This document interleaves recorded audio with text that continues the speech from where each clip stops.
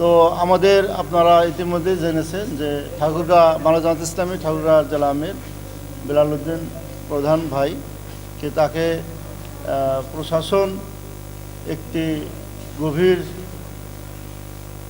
ষড়যন্ত্রের মাধ্যমে তাকে হেয় প্রতিপন্ন করার জন্য, তাকে হেনস্থ করার জন্য সকালে চৈত্র বিমানবন্দর থেকে আটক করা হয়। পরবর্তীতে তিনি অসুস্থ হলে প্রশাসনের বিভিন্ন ধরনের জিজ্ঞাসাবাদ বিভিন্ন কারণে উনি অসুস্থ হয়ে পড়েন, তখন তাকে রংপুর মেডিকেলে আনা হয়। আমরা এসেছিলাম, ইতিমধ্যে আপনারা এসেছিলেন অনেকেই। তো এখন আমরা তার শারীরিক অবস্থা খোঁজখবর নেওয়ার জন্য এসেছিলাম। প্রশাসন, সৈয়দপুর প্রশাসন তাকে তার পরিবারের নিকে ন্যস্ত করেছেন। উনি এখনও এখানে চিকিৎসাধীন আছে, চিকিৎসাধীন চলছে, চিকিৎসা কার্যক্রম চলছে। আপনারা দোয়া করবেন আল্লাহ যেন তাকে পরিপূর্ণ সুস্থ দান করেন, দ্রুততম সময়ের জন্য তিনি সুস্থ হয়ে ওঠেন, বাসায় ফিরতে পারেন, পরিবারের নিকট ফিরে যেতে পারেন। জি, তার বিরুদ্ধে যে অভিযোগটা করা হলো, প্রশাসন আমার পরিবারের কাছে হস্তান্তর হলো, তাহলে এই বিষয়টা নিয়ে আপনারা কি বলবেন? আপনারা জানেন যে জামাতের যে গণজোয়ার সৃষ্টি হয়েছে সারা দেশব্যাপী, তাৎক্ষণিকভাবে হঠাৎ করে তারা পরিকল্পিতভাবে একটা গ্রুপ, একটা অংশ তাদের বিরুদ্ধে একটা অপবাদ বা মিথ্যা ষড়যন্ত্রমূলক একটা প্রচারণার সৃষ্টি করে এটা দেখবেন এর মধ্যে আরও অনেক জায়গায় অনেক এরকম প্রচারণামূলক মিথ্যা প্রচারণামূলক করা হয়েছে, কিন্তু 2-1 ঘন্টার মধ্যেই সেটা প্রমাণিত সম্পূর্ণ মিথ্যা। তার জ্বলন্ত প্রমাণ আজকের এই আমাদের ঠাকুরগাঁ জেলা আমিরের বিষয়ে তারা বুঝতে পেরেছে যে বৈধ একটা বিষয় তাকে রংচং দিয়ে বিভিন্নভাবে। তো আপনারা রংপুরের সাংবাদিক বা এখানে যারা আছেন, আমরা আপনাদের কাছে কৃতজ্ঞ যে আপনারা সঠিক তথ্যটা উপস্থাপন করেছেন এবং করবেন, যেটা বৈধভাবে উনি বহন করতেছিলেন। এর কোনো অবৈধতা কোনো কিছু ছিল না। প্রশ্ন জেনে শুনে বুঝে এবং অনুমোদন সাপেক্ষে এনেছিলেন। একটা অংশ তাকে হেনস্থ করার জন্য, জামাতকে ভাবমূর্তি, মর্যাদা, ভাবমূর্তি ক্ষুণ্ণ করার জন্য এটা করা হয়েছে। একটি বিষয় জানি, আপনারা তো এখানে আছেন, আপনারা দেখভাল করছেন, দেখছেন, তাহলে উনি যদি আটক না থাকে তাহলে পুলিশ কেন এখানে? আচ্ছা, এই বিষয়ে উনি যেহেতু প্রশাসনের একটা অংশ নিয়ে এসেছিলেন, আমি এই একটু আগে যিনি এখানে দায়িত্বে আছেন উনি বললেন যে ভাই আসলে ওনার নামে তো কোনো মামলা নেই, মামলা হয়নি, মামলা নেই।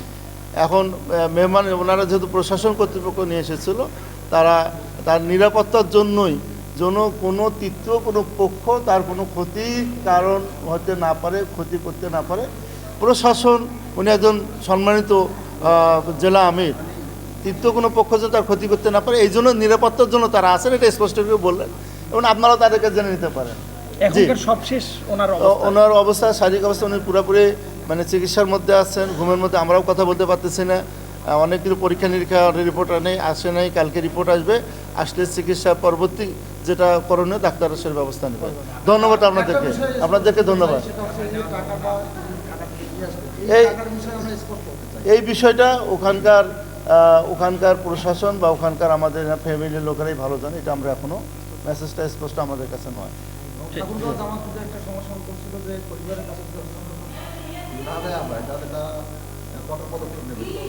না, তারা তো আলটিমেটলি আপনারা দেখলেন যে তারা পরিবারের তাকে ন্যস্ত করেছে, কাজে এই বিষয়ে আর কোনো সামনেই সেটা দেখা যাবে, ওয়েট অ্যান্ড সি। জি, ধন্যবাদ আপনাদেরকে। আমরা তো প্রতিবাদ করেছি আপনাদের মাধ্যমে, আমাদের কেন্দ্রীয় সংগঠন প্রেস কনফারেন্স করেছেন, স্থানীয় সংগঠন ঠাকুরগাঁও সংগঠন প্রেস কনফারেন্স করেছেন, সেগুলো আপনারা জানেন। আমরা এখানে কথা বলেছি সেই কারণে তার সরিয়ে আসছে। এটা সামনে, এটা ঊর্ধ্বতন সংগঠন থেকে পরামর্শ বা স্থানীয় সংগঠন, আমরা জাস্ট তার দেখভাল। এখানে আমাদের মেহমান সম্মানিত একজন জেলা আমির, আমাদের বয়োবৃদ্ধ মানুষ, অসুস্থ মানুষ, তার দেখাশোনা দায়িত্ব আমাদের।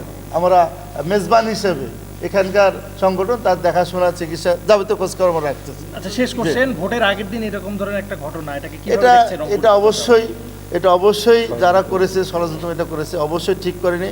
এবং জামাতের, আমি বললাম, জামাতের এই যেটা গণস্রোত মানুষের জামাত সম্পর্কে যেটা, এটাকে কিভাবে ভাবমূর্তি ক্ষুণ্ণ করা যায়, এটা একটা ষড়যন্ত্রের একটা অংশ হিসেবে এটা। ধন্যবাদ। ভোটের আগে যে এই ধরনের একটা প্রচারণা চালালো, তো এতে করে ভোটের মাঠে আপনাদের কোনো, এটা